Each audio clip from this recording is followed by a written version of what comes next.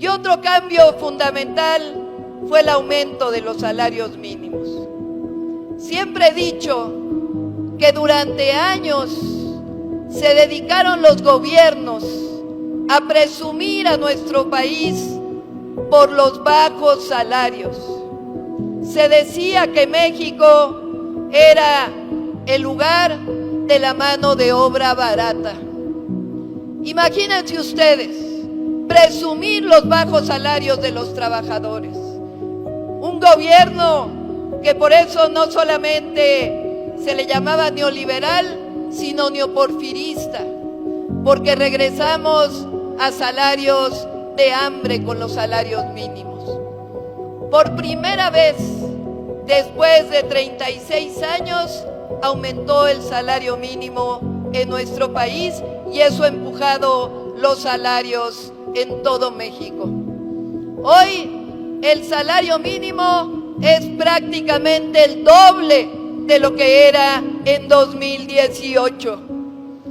Y ese salario mínimo no podemos permitir que se vuelva a estancar.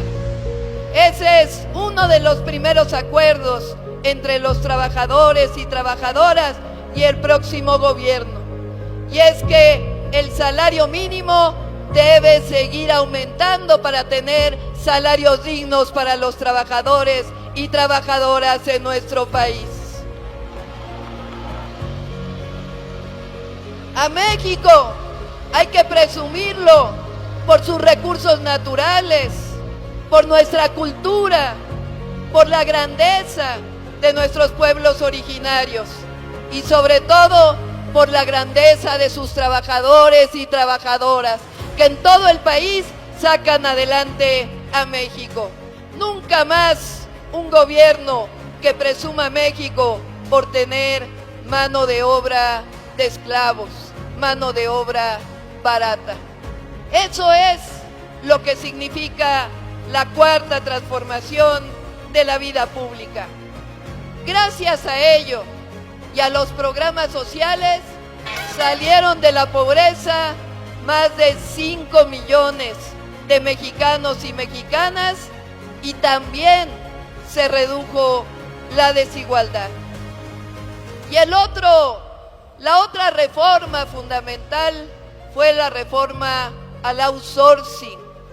Esta forma de pauperización de los trabajadores y trabajadoras que no tenían derechos sociales. Esa forma se erradicó y gracias a ello hoy hay más empleos formales de lo que nunca más había habido en la historia de México. Esas medidas, esas reformas, junto con algunas otras, son los que han permitido mostrar que hay gobiernos que quieren a los trabajadores y trabajadoras. Y lo más increíble de todo es que con este modelo, en donde los trabajadores ganan más, en donde hay más prestaciones sociales, al país le está yendo mejor. La economía de México está mejor que nunca. El peso frente al dólar, somos una de las monedas más fuertes del mundo. El crecimiento económico existe cuando antes no existía. Hoy México tiene la mayor inversión extranjera directa de toda su historia. Es decir, esta consigna, este principio de por el bien de todos, primero los pobres, significa que no solamente le va bien a quien menos tiene, sino que le va bien a todo el país. Y por eso, hacia adelante, no podemos regresar al pasado. La pregunta que viene el próximo año es si regresamos al pasado de corrupción, de privilegios, o seguimos avanzando en el México de la transformación. Y por ello, yo los invito a todas las organizaciones sindicales, a todos los trabajadores y trabajadoras de nuestro país, a que sigamos construyendo el México con justicia que todos soñamos, el México en donde el derecho a la educación sea para todos y para todas, incluida la educación superior, el México en donde el acceso a la salud sea un derecho para todos y para todas, y el México que mire siempre a los trabajadores y a las trabajadoras, que reconozcamos que para que México siga avanzando, los derechos de los trabajadores y trabajadoras de nuestro país son esencia para seguir avanzando en un México con justicia. Eso es lo que está hoy en juego en México. Y por eso me da mucho gusto estar con ustedes, con las organizaciones sindicales más importantes de nuestro país, porque los trabajadores y trabajadoras tienen que estar organizados para seguir luchando por sus derechos. En el 2018